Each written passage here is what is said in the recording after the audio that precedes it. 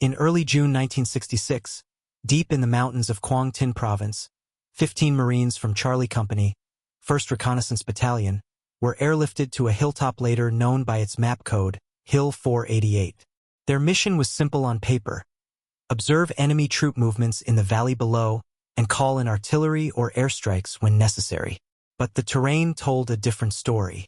The hill was small, barely large enough for the platoon to set up a secure perimeter, and surrounded by dense jungle on every side. From above, it looked like a rock in a sea of green, impossible to defend if the enemy came in numbers. Their leader, Staff Sergeant Jimmie E. a seasoned Marine with a calm, unshakable presence, understood the risk. He positioned his men along the slope's rocky ridges and established radio contact with the battalion command post in Chu Lai. Every movement below was logged with precision, columns of Viet Cong moving supplies, digging, gathering for what looked like pre-assault briefings. Airstrikes were called, and each strike hit with deadly accuracy. For several days, Howard's team guided the bombs, turning their small hill into a silent control post that disrupted enemy operations over a wide sector. But success had a cost. By the evening of June 15th, their repeated strikes had drawn attention. Intercepted radio chatter confirmed that enemy forces were searching for the observers who had been calling death from the sky. Howard knew what that meant.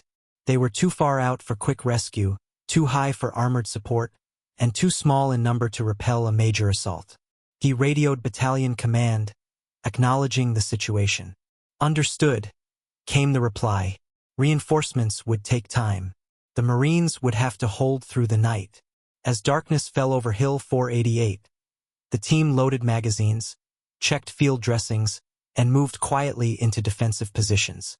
Below them, unseen figures shifted in the jungle.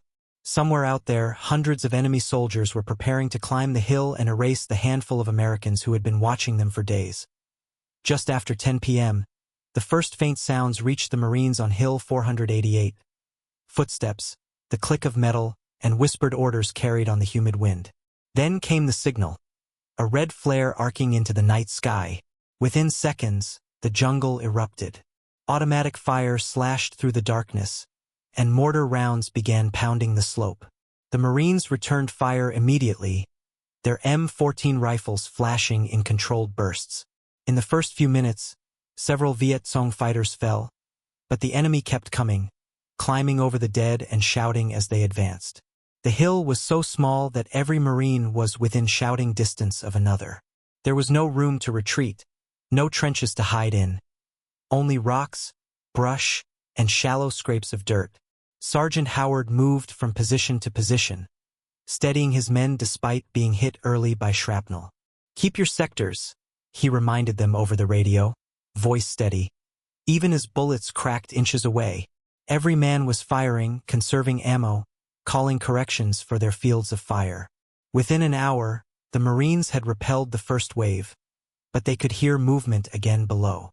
The enemy was reorganizing, using loudspeakers to taunt them in broken English, demanding surrender.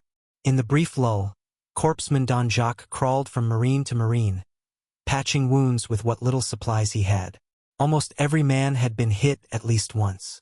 Then the second wave came, hundreds more rushing up the hill, some throwing grenades, others firing from the trees.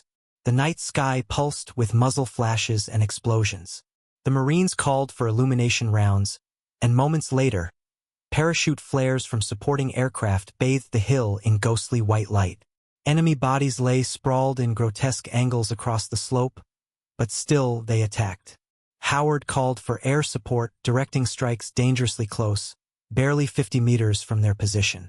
The ground shook as napalm and ordnance slammed into the jungle, sending heat and debris cascading over the Marines. When the thunder faded, silence returned, brief, deceptive silence. In that eerie calm, the men checked magazines, counted grenades, and braced for whatever would come next. Midnight passed with the smell of cordite hanging thick in the air.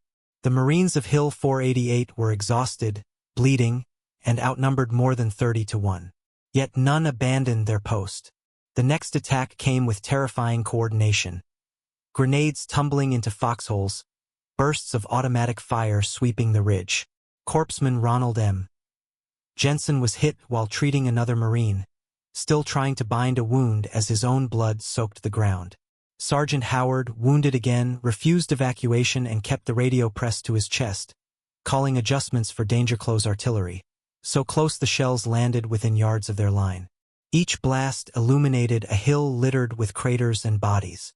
Some of the enemy crawled forward, pretending to be dead, only to fire at point-blank range. The Marines answered with discipline, one shot at a time. Ammunition was running low. Every round had to count.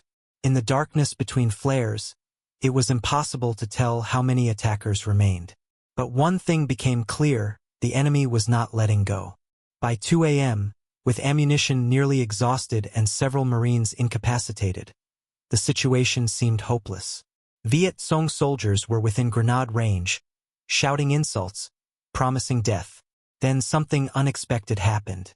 From somewhere along the shattered ridge, a wounded Marine began to sing. The sound was faint at first, cracked, raw, barely holding pitch. But others joined, one after another, until the hill echoed with the words of the Marine Corps hymn.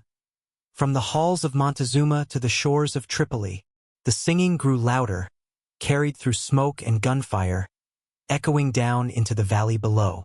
Even the enemy stopped firing for a few seconds, unsure if they were hearing defiance or delirium. It was defiance. Against impossible odds, the 15 survivors declared who they were and what they stood for. No one on that hill expected to live through the night, but for those few moments, fear gave way to pride. When the singing faded, the fighting resumed with renewed intensity. But the mood had shifted. The enemy had heard their hymn, and now they knew the Marines were not breaking. As dawn broke over Hill 488, the full scale of the battle became visible. The slope was scarred and blackened, littered with shell fragments and torn vegetation. Smoke drifted upward in pale columns, and the faint hum of approaching aircraft grew louder through the still morning air. The Marines, those who could still move, tightened their perimeter. Some had no ammunition left and clutched rocks in their hands, ready to fight with whatever they could find. Howard's radio crackled weakly. Reinforcements were on their way. The closest Marine units had been moving through the night, pushing through terrain riddled with mines and enemy fire to reach the hill.